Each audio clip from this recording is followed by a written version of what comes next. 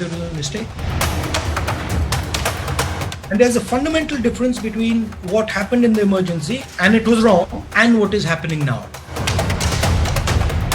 देने की जगह पहले अपनी पार्टी को सुधारें, अपने अंदर जो उनका एक मनुवादी सोच है उसको बदलने की जरूरत है। अब इतने पीछे उनका सोच चलता है तब की बात उन्हें लग रही कि अब गलती थी, हालांकि देर आए दुरुस्त आए। जी नमस्कार, बहुत स्वागत आपका। मैं आपके साथ अब्दुल नबी हसन और आज बात गलती या पछतावा की होगी। जाहिर तौर पर राहुल गांधी का जो बयान सामने आया, एक इंटरव्यू के दौरान राहुल गांधी ने जिस इमरजेंसी का जिक्र किया, तत्कालीन प्रधानमंत्री और राहुल गांधी की दादी इंदिरा गांधी के कार्यकाल में 75 में जो इमरजेंसी लगी, आज की तारीख में राहुल गांधी इस बात का जिक्र कर रहे हैं कि वो इमरजेंसी वाकई में गलती थी और इस बात की तस्दीक खुद इंदिरा गांधी कहा करती थी, बोलती थी राहुल गांधी को कि हां एक गलती हो गई। लेकिन सवाल यह है कि आज की तारीख में राहुल गांधी को 75 की इमरजेंसी को गलती महसूस करना किस तरह से महसूस किया गया है। सवाल उनकी टाइमिंग को लेकर है, सवाल कई हैं जिसका जवाब जानने की आज हम कोशिश करेंगे कि आखिर जो राहुल गांधी ने बयान दिया है इमरजेंसी को लेकर, क्या वो वाकई में गलती है या फिर राहुल गांधी का ये पछतावा है। तमाम सवाल हैं जिसका जवाब जानने की कोशिश करेंगे, लेकिन सबसे पहले हम आपको राहुल गांधी के वो बयान ही सुनाएंगे, क्योंकि इमरजेंसी के अलावा राहुल गांधी संघ को लेकर, आरएसएस को लेकर भी बोलते नजर आए। सुनिए सबसे पहले राहुल गांधी के बयान। I think that was a mistake. Absolutely, that was a mistake. And my grandmother said as such. And there's a fundamental difference between what happened in the emergency and it was wrong and what is happening now. The Congress party at no point attempted to capture India's institutional framework. And frankly, the Congress party doesn't even have that capability. Our design doesn't allow us that. Even if we want to do it, we can't do it. The RSS is doing something fundamentally different. They're actually filling the institutions with their people. So look, even if we defeat the BJP in an election, we are not going to get rid of their people in the institutional structure. I mean, today members of parliament came from Manipur and they said, look, we have a governor there, and she just doesn't do her job. She doesn't think she's a constitutional post. She thinks she's a ideological political post. And, there's nothing we can do. We just go there and then we come back. Pondicherry, the government went. The lady who was put in charge over there, completely subverting the democratic process openly, not allowing bills to pass, not allowing stuff to move, simply because she belongs to the RSS. देखिए, राहुल गांधी ये तलक कह गए हैं कि जो हमारी emergency थी, आज की इमरजेंसी कई ज्यादा खराब है। आज की तारीख में भी राहुल गांधी ये कह रहे हैं कि इमरजेंसी, यानी कि ये मेरी इमरजेंसी, ये तेरी इमरजेंसी, इस बात का जिक्र कर रहे हैं। कह रहे हैं कि आरएसएस एक तरीके से तमाम संस्थाओं को, तमाम संगठनों को उसके ऊपर कब्जा करने की कोशिश कर रहा है। आरएसएस संघ का जिक्र राहुल गांधी ने किया है और कई बातें उन्होंने की, लेकिन इस सवाल पर, इस बयान पर प्रतिक्रियाएं भी आना शुरू हुई। तमाम बीजेपी के नेता, प्रवक्ता सामने आए और राहुल गांधी के बयान को लेकर अपनी प्रतिक्रिया दी। सुनिए जरा क्या कहा। दिक्कत यही है राहुल जी में, वो बहुत वर्षों बाद सोचते हैं। 1975 में इमरजेंसी लगी थी, हम भी जेल गए थे, हम बच्चे थे जब हम जेल गए थे। और आज जब राहुल गांधी बोल रहे हैं तो हम 61 साल के हो गए। अब इतने पीछे उनका सोच चलता है तब की बात उन्हें लग रही कि अब गलती थी, हालांकि देर आए दुरुस्त आए। लेकिन अब वो ये भी सोच लें कि वो जो आज कह रहे हैं वो उनको कई वर्षों के बाद लगेगा कि वो गलती कर रहे थे, और तब फिर उनको गलती की माफी मांगनी पड़ेगी, चाहे वो सरकार, केंद्र सरकार के बारे में कह रहे हों, प्रधानमंत्री जी के बारे में जिस ढंग की बेहूदी टिप्पणियां वो कर देते हैं। एक दिन उनको पता नहीं कब ट्यूबलाइट जलती है, कब उनको पता चलता है कि गलत था, लेकिन फिर उनको गलती लगेगी। नहीं, वर्तमान परिस्थितियों की आपातकाल से कोई तुलना नहीं हो सकती। 2 लाख से ज्यादा लोग जेलों में बंद थे, अदालतों पे पहरे थे, सारे जन अधिकार समाप्त हो चुके थे। देखिए, आपातकाल जब लगाया गया, लाखों लोगों को जेल के अंदर डाला गया, लोकतंत्र की हिफाजत में बहुत सारे लोगों को कुर्बानी भी देनी पड़ी। मैं ये भी कहना चाहूंगा कि आपातकाल के दौरान कांग्रेस पार्टी का वो चरित्र भी सामने आया जो दलित, शोषित, वंचित विरोधी है। बाबू जगजीवन राम जैसे लोगों को भी विद्रोह करना पड़ा। इसलिए बहुजन समाज पार्टी या अन्य पार्टियों को नसीहत देने की जगह पहले अपनी पार्टी को सुधारें, अपने अंदर जो उनका एक मनुवादी सोच है उसको बदलने की जरूरत है, जिसको आज तक 50 वर्षों के बाद भी कांग्रेस पार्टी नहीं बदल पाई है। देखिए, बात तो सही है कहा उन्होंने, और ये उनका बड़ापन है। और कांग्रेस पार्टी का ये हमेशा उसकी नीति रही है कि जहाँ भी उससे गलती हुई है या उसके नेतृत्व से गलती हुई है उसको सार्वजनिक रूप से हम लोगों ने स्वीकार किया है। उसी दिशा में राहुल जी का ये बयान है और इसकी सराहना की जानी चाहिए, तारीफ की जानी चाहिए।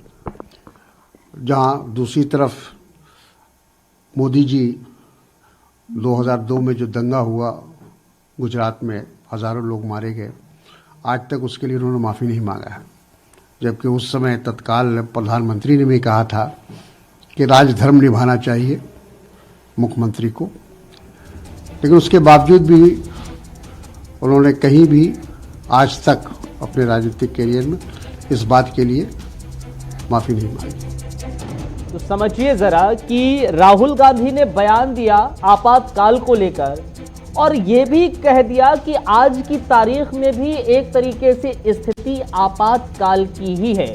लेकिन आपातकाल यानी कि इमरजेंसी में कैसी स्थिति थी, क्या कुछ वहां पर था, बहुत सारी चीजें थी जो पूरी तरीके से ध्वस्त हो गई थी। समझिए जरा ग्राफिक्स के जरिए। 12 जून 1975 को रायबरेली चुनाव में गड़बड़ी का दरअसल उस पर फैसला आया और 1971 में जनता पार्टी के नेता राजनारायण ने शिकायत की थी। आपातकाल क्यों लगा था? इलाहाबाद हाईकोर्ट ने इंदिरा गांधी मामले में दोषी करार दिया और उसके बाद कोर्ट ने 6 साल के लिए इंदिरा को पद से बेदखल कर दिया। 24 जून 1975 को हाईकोर्ट का फैसला सुप्रीम कोर्ट पहुंचा।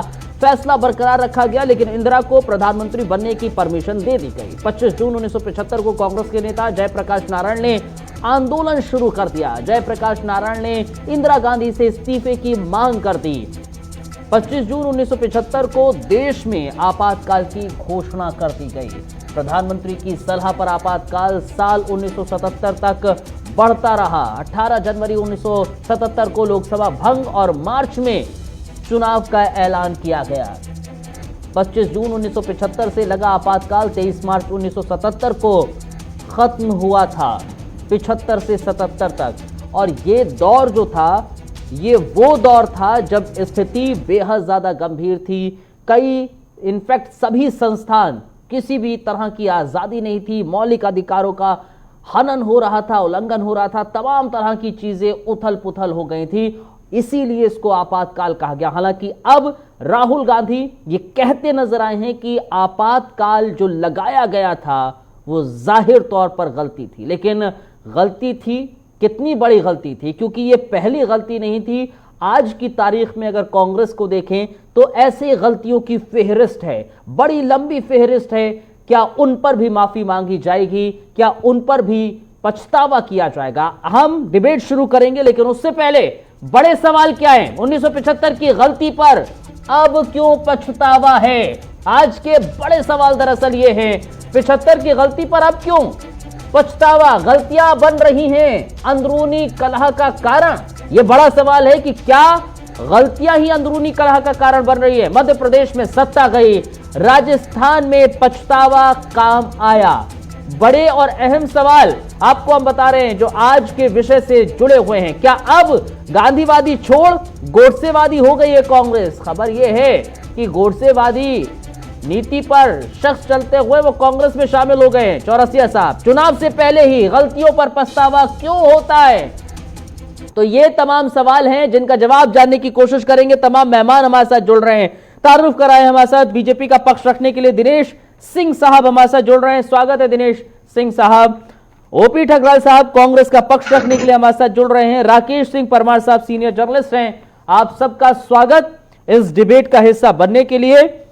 और ओपी ठकराल साहब, सबसे पहले आपसे सवाल, ये तेरा आपातकाल, ये मेरा आपातकाल, क्या मतलब निकाला जाए? आज की तारीख में पछतावा हो रहा है, गलती हो रही है, गलती का एहसास हो रहा है। तो वो श्री राहुल गांधी जी ने यही बोला है कि उसमें भी जो इमरजेंसी लगाई है वो गलत थी। यही बोला है उन्होंने कि इमरजेंसी में हालातों में बहुत ज्यादा मुश्किलें आती है, पब्लिक को ये झेलना पड़ता है, लेकिन इमरजेंसी उन्होंने जो लगाई थी श्रीमती इंदिरा गांधी जी, स्वर्गवासी श्रीमती इंदिरा गांधी जी स्वर्गीय, लेकिन उन्होंने माहौल को देखते हुए जो भी हालात थे उनको देखते हुए लगाई थी। देखो गलत हम कह नहीं सकते इसमें, क्योंकि कहने का वावे जे अगर कोई उनको दिखा जो इतनी बड़े देश को चलाने के लिए प्राइम मिनिस्टर है, उनको को जो मुश्किल लगी तो इसीलिए लगाई थी। मैं तो नहीं समझता इसमें कोई गलत है। मतलब जो आप उन्होंने ठकराल साहब आप ये कह रहे हैं कि गलती नहीं थी। अगर राहुल गांधी कह रहे हैं कि हाँ गलती थी, लेकिन ओपी ठकराल कह रहे हैं कि नहीं, मैं नहीं समझता हूं कि गलत था। मेरी बात पूरी सुनो कि मैं कहना चाहता हूं कि अगर उसमें हालात उस वक्त हालात ऐसे थे तो इसीलिए लगाई होगी। इसका कारण यही होगा, कोई तो रीजन होगा अगर जिसके मगर कारण का लगाई तो है। सवाल ही नहीं उठता है ना, जब राहुल गांधी इस बात का जिक्र कर रहे हैं कि हाँ जो इमरजेंसी लगी वो गलती थी हमारी, खुद इंदिरा गांधी, खुद हमारी दादी, वो भी इसको गलती मानती थी। इसमें फिर अगर मगर का तो सवाल ही नहीं उठता। यही तो कहना चाहते हैं कि तब गलती थी, लेकिन अब उसी गलती को अब भी तो इमरजेंसी की तरह ही देखा जा सकता है ना। देखो देश में क्या हाल हो रहा है, अब देखते हो अब तो कोई ऐसे हालात नहीं है ना जिसके लिए इमरजेंसी का माहौल बना हुआ है। सर कौन से हालात हैं अभी? अभी कौन सी आपकी अभिव्यक्ति की आजादी को छीन लिया गया? अभी कौन से आपके मौलिक जो अधिकार हैं उनको छीन लिया गया? अभी कौन से आपको बोलने की आजादी नहीं दी जा रही है? आपको सवाल उठाने की आजादी नहीं दी जा रही है? बिल्कुल नहीं दी जा रही, क्योंकि देखो आज किसान 4-5 महीने से सड़कों पे, उनकी कौन सी सुनी जा रही है? उनको धक्के से जेलों में बंद किया जा रहा है। अच्छा। उनकी आवाज बंद करने के लिए हर कोशिश की जा रही है, हर वर्ग को परेशान किया जा रहा है, किसी पे झूठे केस बनाए जा रहे हैं, किसी को किसी तरह जेल में बंद किया जा रहा है, कैसे भी इसको खदेड़ा जाए, लोकतंत्र का काम किया जा रहा है। ये इमरजेंसी से कम है? ये आप लोग बताओ। अच्छा, इमरजेंसी से कम है? इसको इमरजेंसी आप कह रहे हैं। दिनेश सिंह साहब बताइए जरा। कांग्रेस तो कह रही अभी भी इमरजेंसी जैसे ही हालात हैं। अब्दुल भाई बताना क्या है, जिस बात को राहुल गांधी स्वीकार कर रहे हैं और जिस बात को स्वर्गीय श्रीमती इंदिरा गांधी जी ने स्वीकार किया हो, आज उस बात को स्वीकार तो ठकराल साहब खुद नहीं कर रहे हैं। मुझे लगता है इंदिरा गांधी और राहुल गांधी से बड़े नेता ठकराल साहब हो रहे हैं। ये कह रहे हैं कि उस समय के हालात ऐसे रहे होंगे कि उनको इमरजेंसी लगानी पड़ी। वो जस्टिफिकेशन दे रहे हैं इमरजेंसी का, बाकी जिन्होंने लगाया वो भी भूल माने, और आज राहुल गांधी भी कह रहे हैं कि नहीं वो गलती थी। मैं सिर्फ ये कहना चाहता हूं कि कांग्रेस पार्टी ने जितनी गलतियां की हैं, कांग्रेस पार्टी के नेताओं ने अगर दिन रात ये माफी मांगते रहे तब भी माफी इनकी पूरी नहीं होगी, गलतियों की श्रृंखला पूरी नहीं होगी। और जीवन बीत जाएगा। लेकिन सवाल ये कर रहे हैं, ओपी ठकराल सवाल ये कर रहे हैं कि आज की जो परिस्थितियां हैं, आज की जो स्थितियां हैं वो भी इमरजेंसी से कम नहीं है। ओपी ठकराल और कांग्रेस यही कह रही है और राहुल गांधी ने भी इसी ओर इशारा किया। मैं अब उसी दूसरे प्रश्न पे आ रहा हूं। ठकराल साहब को पता नहीं, मैं तो बहुत छोटा था उस समय, 4-5 वर्ष का था, लेकिन मुझे याद है, वो घटनाएं याद हैं। अब्दुल भाई आप थे कि नहीं थे, लेकिन मैं 5 वर्ष का था। उस समय 90 वर्ष के बुजुर्गों की नसबंदी हो जाती थी। उस समय शादी करके दूल्हा और दूल्ही डोली में जा रहे होते थे, दूल्हे की दसबंदी हो जाती थी। आज ऐसा क्या है? नंबर एक। दूसरी चीज, उस समय अदालतों पर पहरा था, क्या आज अदालतों पर पहरा है? आज अदालतों की आवश्यकता पड़ रही तो यही कांग्रेस पार्टी के लोग रात को 2 बजे भी सुप्रीम कोर्ट का दरवाजा खटखटा देते हैं और अदालत बैठ जाती है। तीसरी चीज, उस समय आप कोई भी खबर बिना सिर्फ खबरों में सिर्फ संजय गांधी और इंदिरा गांधी के अलावा किसी का स्टेटमेंट नहीं होता था। क्या है आज? किसी समाचार पर, किसी पर कलम पर कोई पाबंदी है? तीसरी चीज, क्या आज किसी नेता को इस तरह से गिरफ्तार करके जेल में डाला जा रहा है? उस समय हालात क्या थे? उस समय 2 लाख से ज्यादा लोग जेलों में बंद थे, जमानतें नहीं होती थी, अदालतों पर पहरा था। आज कौन व्यक्ति पकड़ा जा रहा है जिसकी जमानत नहीं हो रही? लेकिन अगर कांग्रेस के साथी को मैं यही कहना चाहता हूं भाई, अगर अभी इनको नहीं समझ में आ रहा है कि इमरजेंसी क्या होती है और विकास क्या होता है, तो भगवान ही भला कर सकते हैं कांग्रेस पार्टी। और ठीक है, आगे आता हूं, फिर से आता हूं। राकेश सिंह परमार साहब, क्या नजर आया आपको राहुल गांधी के उस बयान में? राहुल गांधी अपनी इमरजेंसी की तुलना आज की इमरजेंसी से कर रहे हैं, आज के हालातों को भी एक इमरजेंसी का रूप दे रहे हैं, एक इमरजेंसी की तस्वीर दे रहे हैं।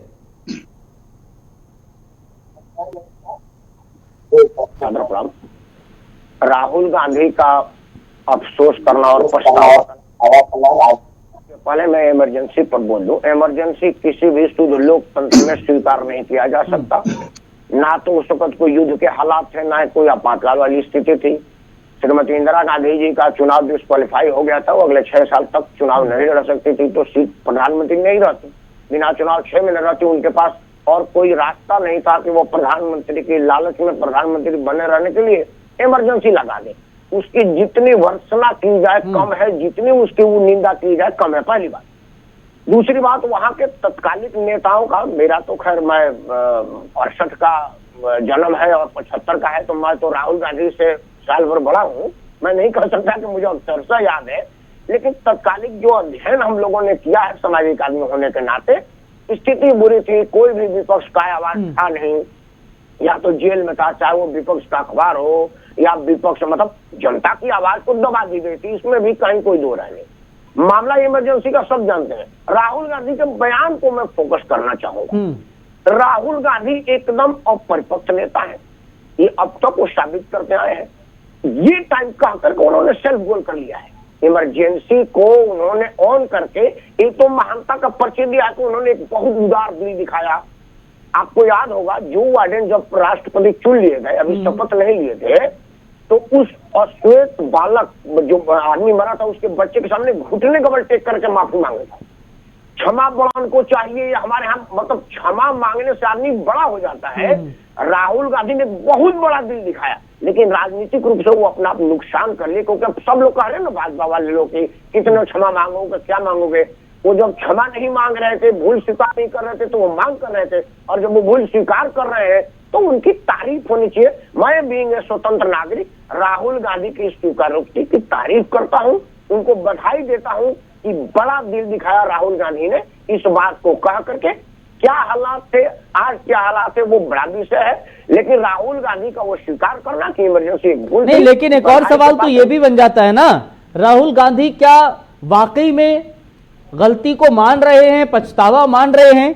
क्योंकि एक तरीके से इस तरह के बयान अपनी ही पार्टी को बैकफुट पर लाते हैं। आप मोदी सरकार को गलत दिखाने के लिए अपनी सरकार की, अपने समय की गलतियों को कबूल रहे हैं, तो ये आपकी पार्टी को ही बैकफुट पर ला रहे हैं ना? मैं आपको 2 बात बोला दोबारा से।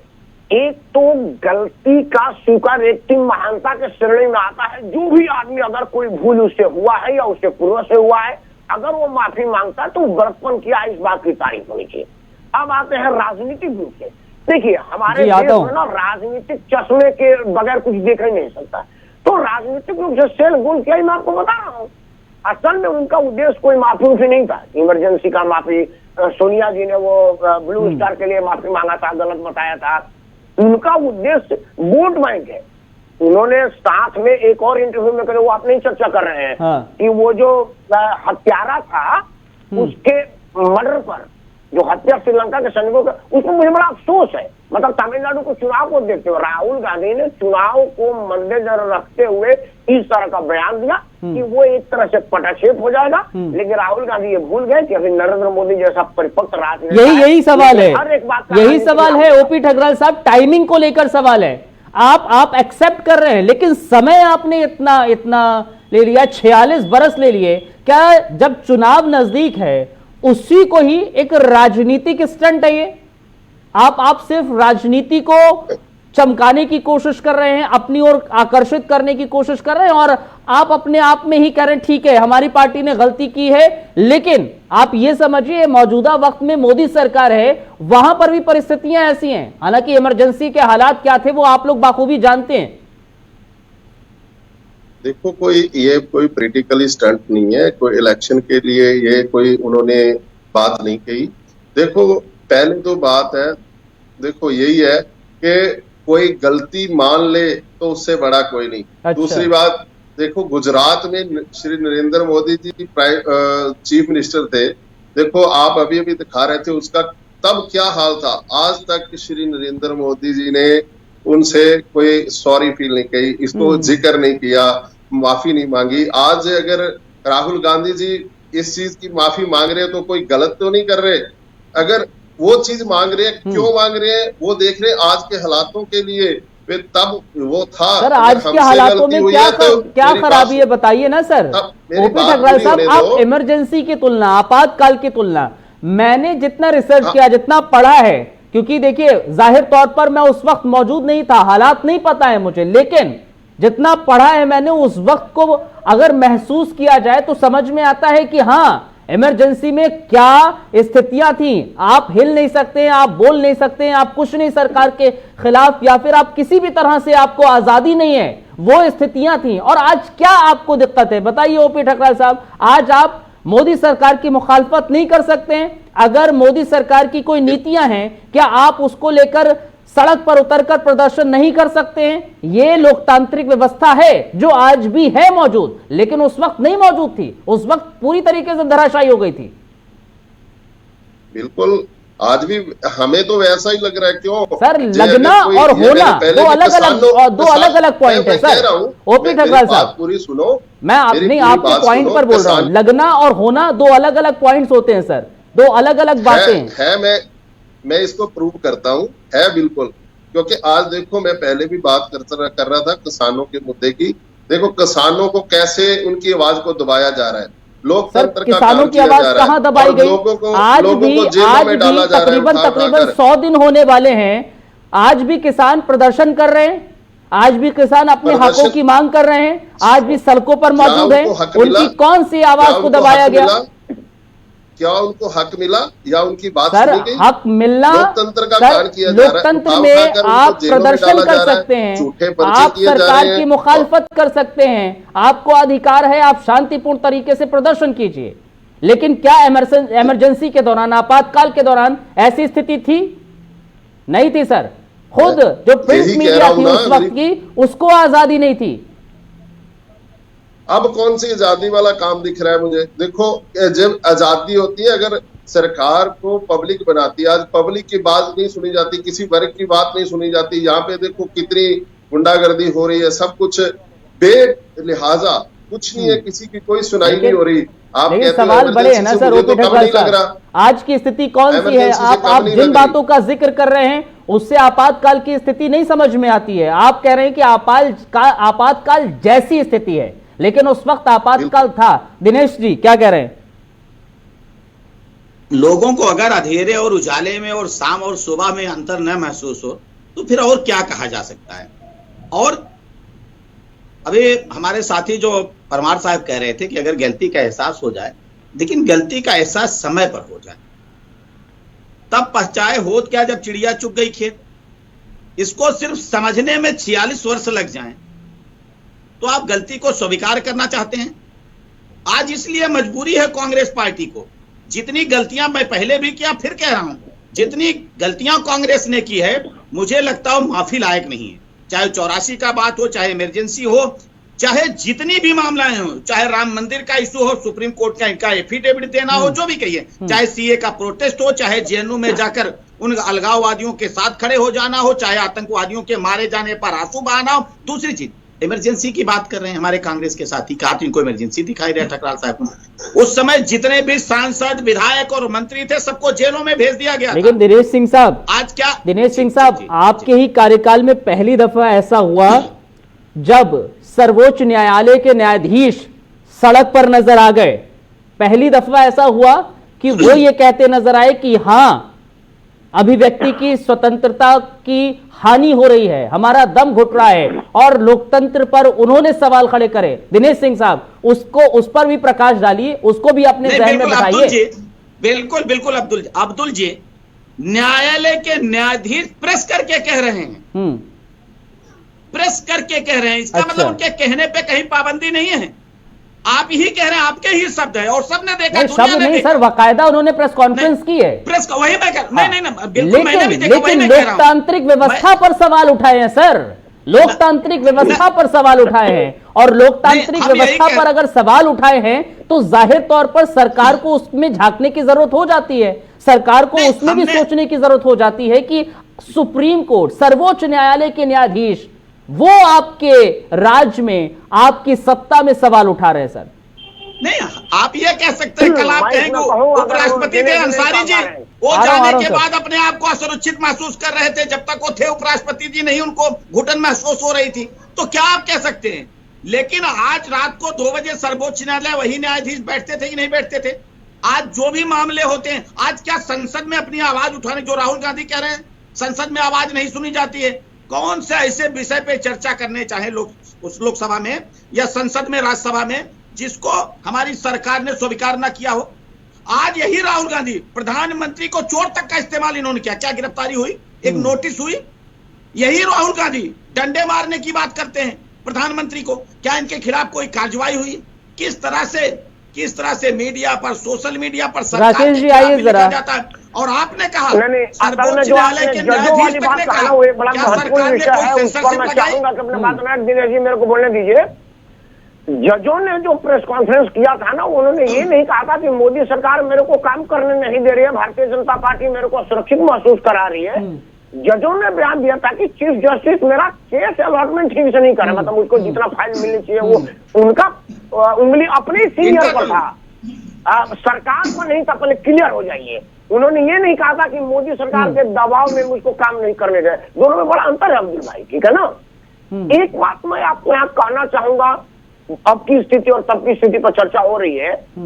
पहले तो मैं दोबारा कहता हूं कि इमरजेंसी बिल्कुल गलत थी, लोकतंत्र में इमरजेंसी का कोई स्थान नहीं होना चाहिए। लेकिन अब्दुल भाई, आप और हम दोनों ही छोटे थे, लेकिन एक बात बताऊं, उस टाइम कोई रेलगाड़ी लेट नहीं होती थी, क्योंकि इतनी लाइनें और तकनीक इतना बेहतर नहीं था जो आज है। सरकारी कार्यालय से सरकारी कर्मचारी और अधिकारी समय पर अपने अदालत में, अपने ऑफिसों में जाया करते थे। कहीं कोई औकरण, चिंता, मारामारी जैसा राजनीतिक लोगों को पसंद किया जाता था, बिल्कुल अडवाणी जाता है। सब लोग, लोकनाथ जगताप नाथ तो मेरे गांव के ही थे, उनको गिरफ्तार किया गया था। सरदेव चंद्रशेखर जी मेरे बलिया के थे, जिनको गिरफ्तार, मतलब वो सब लोग हैंगे लोग बोले जी। लेकिन आम जन कहीं कोई दुखी नहीं था, इस बात को माननी पड़ेगी। नेता दुखी था, प्रचलित था, प्रशांत था। एक मिनट, लेकिन दिनेश जी मेरे को बोलने दीजिए। आज की जो हालात की जो चर्चा लोगों से की जा रही है, उसमें आम आदमी परेशान है, नेता तो राजनीति की वजह से परेशान है, उसमें नरेंद्र मोदी के राजनीतिक विरोध से परेशान है। दिनेश जी क्या कह रहे हैं? राकेश जी, दिनेश जी आपकी पॉइंट पर आ रहे, फिर ठकराल साहब आपके पास आ रहा हूँ। जी, परमार साहब ने जो कहा, मैं उसमें कह रहा हूं कि आम जन परेशान नहीं था। अरे आम जन की जबरदस्ती नसबंदी हो जाती थी, नेता की नहीं होती थी। परमार साहब आप भूल रहे हैं, आम जन अपनी कोई बात कह नहीं सकते थे। कैसी बात आप कर रहे हैं? आम जन कोई धरना प्रदर्शन नहीं कर सकता था, आम जन किसी सरकार के खिलाफ कुछ बोल नहीं सकता था। राकेश सिंह साहब, तो क्या आप ये कह रहे हैं कि जो हुआ वो सही हुआ? नहीं, सही तो मैं कहीं नहीं रहा हूँ। हाँ, नहीं, आप ये कह रहे हैं कि तो आप यही कहना चाह रहे हैं ना सर? अगर राहुल गांधी उस चीज को गलती मान रहे हैं तो आप कह रहे हैं कि नहीं, वहां पर आम लोग तो परेशान था ही नहीं, सिर्फ राजनीतिक लोग परेशान थे, इसका मतलब परेशानी थी नहीं। अदालतों पर पहरा लग गया था, आम जन परेशान था। बताए ना प्रकाश साहब कि उस समय अदालतों में काम होता था, पहरा लगा हुआ था, नाकाबंदी थी, जवानतें नहीं होती थी लोगों की। तो वही तो रेलगाड़ी समय पर चलती थी, सरकारी रेलगाड़ी समय पर चल जाए ये मानिए और आप, लोग भले उसे यात्रा ही दोनों ना करें। समझे जो मैं कह रहा हूँ। टकराल साहब आइए मैं सर। इमरजेंसी को जस्टिफाई नहीं कर रहा। नहीं, वही तो हम जानना चाह रहे हैं ना सर, कि अगर परेशानी थी, वहां पर हुआ, परेशानी हुई, दिक्कतें थी, गलती थी, इसीलिए एक्सेप्ट किया गया ना राहुल गांधी के जरिए। अदरवाइज क्यों एक्सेप्ट करते राहुल गांधी?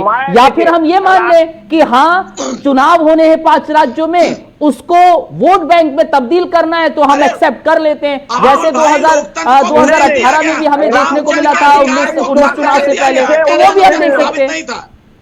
राहुल गांधी के स्वीकार करने से, क्षमा मांगने से वोट नहीं बढ़ने वाला। हाँ। वो सेल्फ वोट के लिए नुकसान ही होगा। हाँ। मेरा बेटा जिसको पता नहीं था, 90 में जन्म है, उसको याद आ जाएगा, गूगल पर देखेगा इमरजेंसी क्या था, तो वो और बिगड़ेगा कांग्रेस से।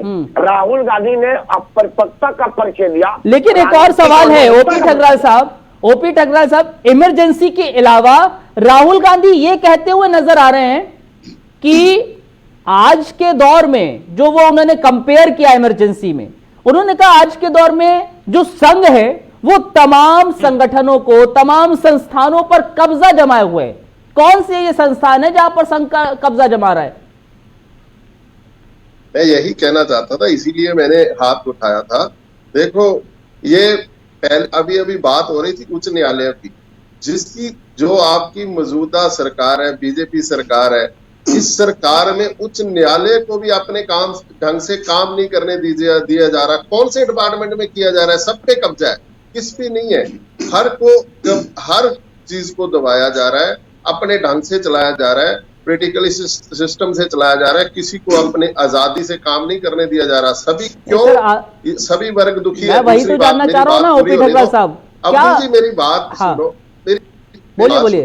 दूसरी बात, अब सभी पब्लिक को पब्लिक परेशान है। तब की इमरजेंसी में सिर्फ पॉलिटिशियन, जिसको आप सांसद बोल रहे हो, सांसद, उनको बंद किया था, अब पब्लिक को बंद किया जा रहा है। जहां पब्लिक की परेशानी है, देखो, ये सबसे ज्यादा इमरजेंसी है। मेरी बात पूरी सुनो। आप मेरे सवाल का जवाब देना। कौन सा वर्ग, एक बता दो, कौन सा वर्ग सुखी है, कौन सा वर्ग परेशान नहीं है? इसमें कौन सा महकमा ऐसा है जो आप लोगों के कहने के बिना चल रहा है? आप लोग क्यों सभी देखो इस झंझट को देखते, अगर आप इस परिप्रेक्ष्य में देख रहे हैं, बड़े अफसरों ने अपना, ओपी ठकराल साहब, अगर आप इस परिप्रेक्ष्य में देख रहे हैं तो अभी हम देख ले, हम थोड़ा सा पीछे चले।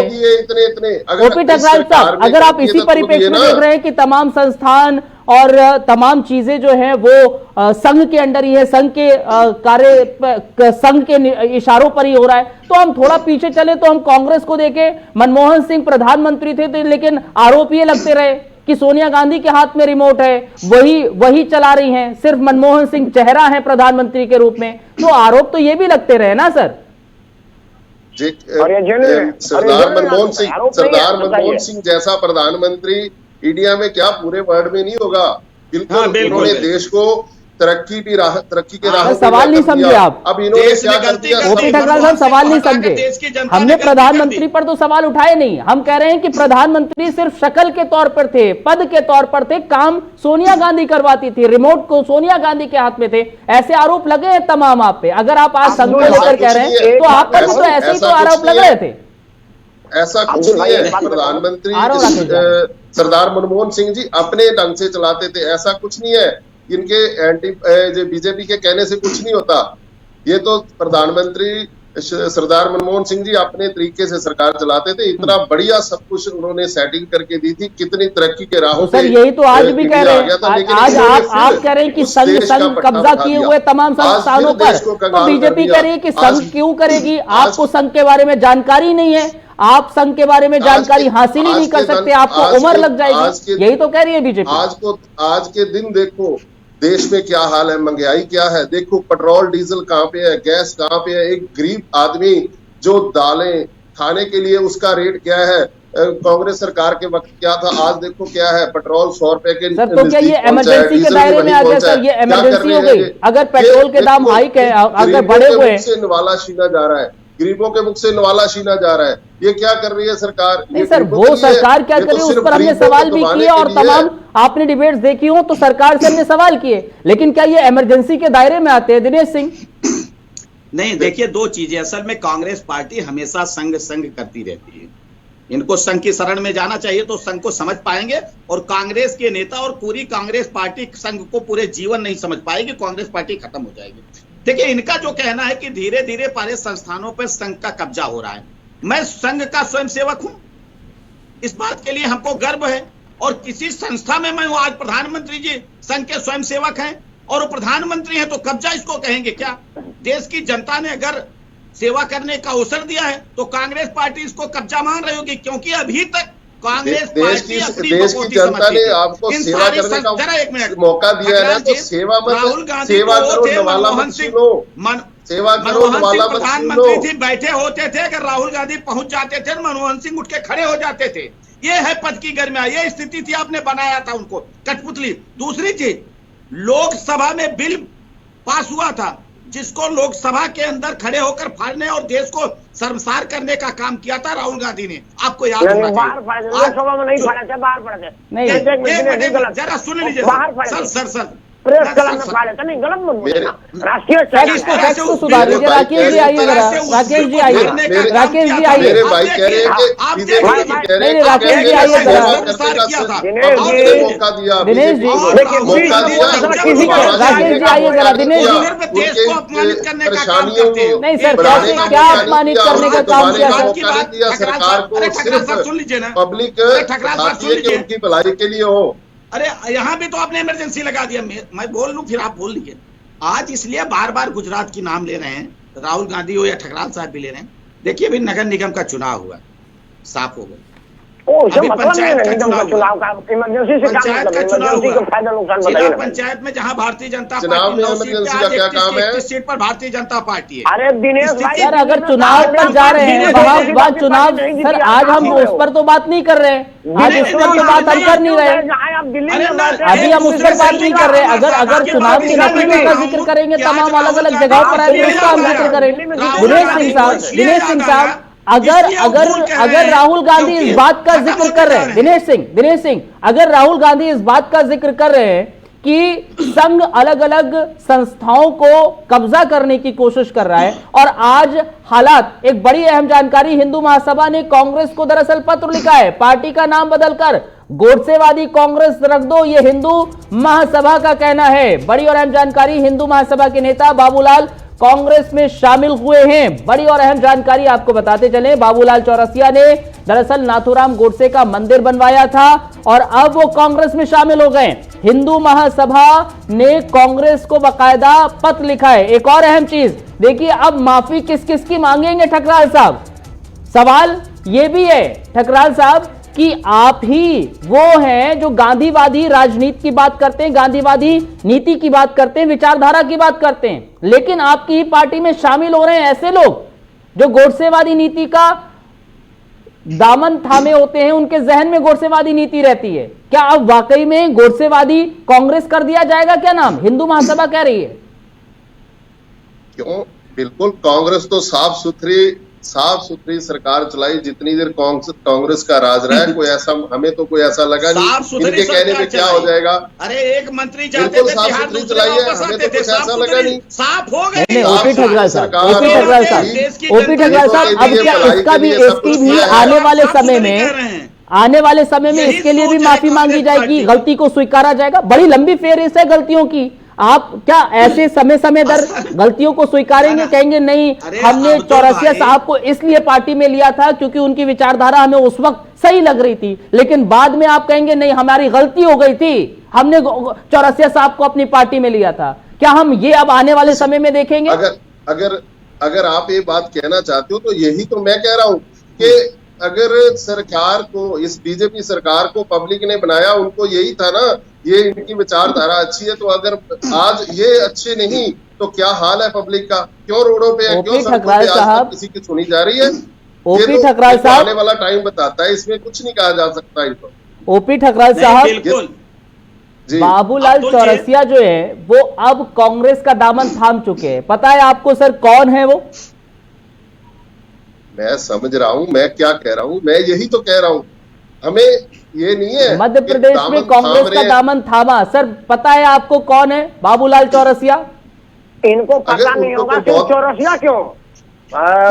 रुकिए सर, मैं आज का पॉइंट ले लेता हूं ना सर। ओपी ठकराल साहब, क्या आपको जानकारी है कौन है सर? नहीं, मैं उनकी कोई बैकग्राउंड नहीं जानता। नहीं जानते सर। दरअसल बाबूलाल चौरसिया 2014 में घर घर जाकर नाथूराम गोडसे की विचारधारा का उन्होंने प्रचार किया था। चौरसिया को कांग्रेस में शामिल करके कांग्रेस कमेटी ने गोडसे के प्रति दरअसल आस्था व्यक्त की है, यह हिंदू महासभा का कहना है। 2017 में यही बाबूलाल चौरसिया ग्वालियर के पूर्व पार्षद गोडसे की मूर्ति के पूजा कार्यक्रम में शामिल हुए, उनकी मूर्ति भी बनवाई, आरती की स्वयं आरती भी की। अब राकेश जी कह रहे हैं इसमें एड ऑन कर रहे हैं। तो आज की तारीख में अगर कांग्रेस में ऐसी विचारधारा का शख्स ज्वाइन करता है, सदस्यता ग्रहण करता है, तो क्या हम माने कांग्रेस को? अब ये भी गलती है क्या? राकेश जी, अब आपके पास ही आ रहा हूं इनसे जवाब लेके।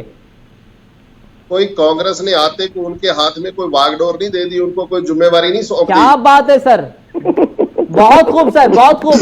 कोई कितनी अच्छी बात है सर, कोई बागडोर नहीं दे दी। आपकी पार्टी में शामिल हो गए सर, पार्टी में शामिल हो। मतलब अब हम यही कहें कि अगर गोडसेवादी कांग्रेस कह दिया जाए तो उसमें भी कोई गलती नहीं है सर। पार्टी एक परिवार होता है। नहीं, ओपी ठकराल साहब, क्या बात कर दी आपने? उनको पार्टी ने कोई कमान नहीं दी है, अभी तो सिर्फ शामिल किया है। अभी हम प्रदेश अध्यक्ष बनाएंगे तब आप सवाल करना कि गोडसेवादी नीति का हमारे कांग्रेस में आ गए, तब सवाल कीजिएगा। अभी तो कुछ नहीं है, अभी तो सिर्फ आए हैं हमारे पास। ठकराल साहब, अब्दुल भाई मैं बोल रहा हूँ, ये नहीं, रुकिए सर, मैं जवाब ले लूं। आपके पास जवाब नहीं है ठकराल साहब? ओपी ठकराल साहब, जवाब नहीं है इसका? क्यों मेरे पास जवाब क्यों नहीं है? दीजिए जवाब सर। क्यों ऐसी विचारधारा का क्यों आपने ज्वाइन कराया, क्यों सदस्यता ग्रहण की? नहीं है जवाब सर, मान लीजिए कि नहीं जवाब है। अगर एक परिवार के पूरे सदस्य सभी एक जैसे नहीं होते, सबकी देखो जो आप हमारी पार्टी पे उंगली उठा रहे हैं, इनको भी तो देखो। अरे सर, कोई उंगली नहीं उठा रहे, आप खुद अपनी पार्टी पर ही उंगली उठवा रहे हैं सर। आपने ही तो सर, किसी ने बोला है कि आपकी पार्टी में बाबूलाल चौरसिया जो है उनको ज्वाइन करवाया जाए। गोडसे विचारधारा का शख्स वो आपकी पार्टी में आए, किसी ने बोला? आपकी पार्टी के अध्यक्ष वहां मौजूद रहे, उनकी अध्यक्षता में, उनकी मौजूदगी में ही सदस्यता ग्रहण कराई गई। इनके कहने में कुछ नहीं है। देखो, एक पत्र लिख दिया तो क्या उसके बाद सब कुछ ऐसा ही होगा? कौन कह रहा है सर? मैं ये कह रहा हूं कि कौन सी विचारधारा है आपकी, किस विचारधारा की कांग्रेस आज की तारीख में? क्या गांधीवादी विचारधारा के शख्स हैं कांग्रेस? क्या गांधीवादी विचारधारा पर अग्रसर रहती है कांग्रेस? क्यों गांधीवादी? एक चीज और भी मैं बताना चाहता हूं। नहीं सर, सवाल का जवाब दीजिए, भाग क्यों रहे हैं सर सवाल से? कह दीजिए कि नहीं जवाब है। राकेश जी आइए। क्या जवाब नहीं है? देखिए, कोई बात नहीं, मेरे को बोलने दे, मैं आपकी बात रख देता हूँ। असल में अब्दुल भाई, जो आप ये गांधीवादी और गोडसेवादी की बात कर रहे हैं ना, उसमें ना तो भाजपा अछूती है ना कांग्रेस अछूती। ठीक है। अगर कांग्रेस ने गोडसे समर्थक को ज्वाइन कराया है तो भारतीय जनता पार्टी ने कपिल मिश्रा को ज्वाइन कराया, जो नरेंद्र मोदी और संघ के लिए क्या क्या कहता था विधानसभा में, ऑन द रिकॉर्ड बोला हुआ है। जगदम्बिका पाल कल कांग्रेस के थे, आज भाजपा में है, वो कल फिर कांग्रेस में चले जाएंगे। बंगाल चुनाव को देखते हुए पूरी तृणमूल कांग्रेस जो सुबह उठ करके संघ और मोदी को गाली देते थे, वो सब पे सब ज्वाइन कर लिए। अभी वहां जितेंद्र तिवारी 2 दिन ज्वाइन किया, फिर आकर के बोला कि नहीं मेरा दीदी में आता है, मोदी बड़ा करप्ट है, संघ बेईमान है, विरोधी है। आज फिर वो ज्वाइन कर लिया। देखिए, राजनीति में चाहे राहुल गांधी हो, नरेंद्र मोदी हो, मुलायम सिंह हो या मायावती हो। नहीं सर, राकेश सिंह साहब, राजनीति में सब कुछ संभव है। राजनीति में कोई कुछ भी असंभव नहीं है, कभी भी कुछ भी हो सकता है। जब हमने तमाम गठबंधन देख लिए, पूरी विपरीत विचारधाराओं के गठबंधन देख लिए, तो कुछ भी संभव है। लेकिन सवाल यह है कि आप ऐसी विचारधारा को जब आगे लेकर जा रहे हैं, आप कह रहे हैं कि हम गांधीवादी विचारधारा के लोग हैं, और उसमें जब गोडसे विचारधारा का शख्स आता है, सदस्यता लेता है, तो जाहिर तौर पर सवाल कई उठते हैं। क्या हम ये माने कि ये भी एक गलती है और आने वाले समय में इसको लेकर भी कहेंगे राहुल गांधी कि हां, हमारी गलती हो गई थी 2021 में बंगाल और तमाम 5 राज्यों के चुनाव से पहले, इस वजह से हमने विचारधारा के, गोडसेवादी विचारधारा के सदस्य को सदस्यता ग्रहण करा दी थी, वो भी गलती थी, और फिर इस लंबी है। दिनेश, हाँ राकेश जी जवाब। एक मिनट बोल रहा हूं। सबसे पहले अब्दुल भाई, मैं बड़ा विनम्रता से आपके बात को काटूंगा कि राजनीतिक पार्टी कोई ना तो गोडसेवादी ना गांधीवादी, सब सत्तावादी है। सत्ता कैसे मिले, वो गोडसे को आरती उतारने लगेगा और कल गोडसे को गजाने लगेगा। यही राहुल गांधी कहते थे कि मंदिरों में लड़की छेड़ने जाते हैं। राकेश जी पूरा मिल लीजिए। राहुल गांधी का बयान था कि मंदिर में लड़की छेड़ने जाया जाता है और वो जने ऊपर कोट के पहन करके मंदिर में आरती कर रहे हैं, क्योंकि तब उनको मंदिर से लगा कि यार बहुसंख्यक बल खराब हो रहा है। राहुल गांधी कम किस बात का क्षमा मांग लेंगे नहीं कहा जा सकता, फिर तो भी है। नहीं, वही मैं कह रहा हूं ना, तो इस बात को एक्सेप्ट कीजिए कि हाँ, हम राजनीतिक तौर पर इस तरह की गलती को एक्सेप्ट कर रहे हैं। दिनेश जी आइए। पहले ही बोला ये राजनीतिक लाभ के लिए स्वीकार की है, आत्मग्लानि नहीं है, पछतावा नहीं है। बिल्कुल ये ओपी ठकराल को क्लियर करना चाहिए, ये ओपी ठकराल को क्लियर करना चाहिए। दिनेश सिंह साहब आइए जरा। जो परमार जी ने कहा, मैं आगे बढ़ा रहा हूँ। देखिए, गोडसे जी ने तो गांधी जी की एक दिन हत्या की थी, लेकिन ये कांग्रेस पार्टी तो गांधी जी की प्रतिदिन हत्या कर रही है। गांधी जी का मूल मंत्र क्या था? सत्य, अहिंसा और आस्थे। सत्य हमेशा सही बोलो। आज राहुल गांधी झूठ पे झूठ, पूरी कांग्रेस पार्टी झूठ के पुलिंदा हो गई। अहिंसा 1984 का ले लीजिए, इमरजेंसी ले लीजिए, आतंकवादी हमला ले लीजिए, ये अहिंसा से कहाँ झूठे हैं? दिनेश भाई, झूठ बोलने में कौन पीछे है? दिनेश जी अरे बोला नहीं, और चोरी मत करिए, डकैती डाल दिया कांग्रेस पार्टी की सरकारों ने। और सुन लीजिए, देखिए फर्जी दिनेश जी, झूठ जो राकेश जी बोलने वाले थे, वही चीज है कि झूठ बोलने में अव्वल कौन है? झूठ बोलने में अव्वल कौन है? राहुल गांधी। आप देख लीजिए कौन है, या फिर तमाम बीजेपी के वो नेता, या फिर आपकी पार्टी किस तरह से जो वायदे कर आई थी, आज तक क्या हुआ पूरा? बहुत फेरिस्त आपकी भी लंबी है सर, अगर हम उस पर जाएंगे डिबेट बहुत अलग चली जाएगी। और मैं नहीं इसको डाइवर्ट करना चाह रहा हूं, मैं डाइवर्ट नहीं करना चाह रहा हूं। तो झूठ का पुलिंदा राहुल गांधी के भीतर है या फिर भाजपा के भीतर है, उस बात का तो जिक्र मत करिए ना सर। बीजेपी के भीतर है सबसे ज्यादा झूठ का पुलिंदा। सुन लीजिए जरा, देखिए इसको कौन तय करता है पता है? देश की जनता तय करती है कि कौन सी सरकार सही कर रही है, कौन सी गलत करे। अच्छा। हम आप नहीं तय करते हैं। अच्छा। ये देश की जनता, भारतीय लोकतंत्र में देश की जनता ही जनार्दन होती है, वो तय करती है कौन अभी सही तो आप कर रहा है, तय कौन कर रहे हैं गलत कि कर रहा है। राहुल गांधी झूठ बोल रहे हैं। अरे मैं तो बताया, 2-4 चीजें आपको सामने रख दिया, हम तो उदाहरण देके आपको बताए। और देश की जनता सर्टिफिकेट देती है, हम आप सर्टिफिकेट नहीं देते हैं। लगातार भारतीय जनता पार्टी की जीत पर जीत इस बात का द्योतक है कि भारतीय जनता पार्टी और भारतीय जनता पार्टी की सरकार और भारतीय जनता पार्टी के नेतृत्व पर इस देश की जनता को भरोसा और विश्वास है। भारतीय जनता पार्टी ने जो अपने घोषणा पत्र में जिन चीजों को शामिल किया था, आज अक्षरशः भारतीय जनता पार्टी अक्षरशः उसका पालन कर रही है और उस घोषणा पत्र पर हम आगे चल रहे हैं। सर इतना पालन किया जा रहा है तो रोजगार पर कुछ नहीं बोला जाता है, आप नौकरियों पर नहीं बोलते हैं। आप अभी किसान आंदोलन का जिक्र करें तो किसानों को लेकर भी तमाम सवाल रहे हैं, सवालों का जवाब नहीं आया सर। क्यों आखिर वो प्रदर्शन करें? वो मैं वही कह रहा हूं सर, अगर हम इस पर जाएंगे तो बड़ी लंबी बहस हो जाएगी, डाइवर्ट हो जाएगी। नहीं जाना चाह रहा हूं मैं। फिलहाल सर समय इतनी इजाजत दे रहा है। ठकराल साहब बहुत शुक्रिया, दिनेश सिंह साहब बहुत शुक्रिया, राकेश सिंह साहब आपका भी बहुत बहुत धन्यवाद हमारे साथ जुड़ने के लिए और अपनी बात रखने के लिए, पक्ष रखने के लिए। फिलहाल राहुल गांधी का जो बयान सामने आया इमरजेंसी को लेकर, उस पर अब सियासी बवाल शुरू हो चुका है और आगे बढ़ रहा है।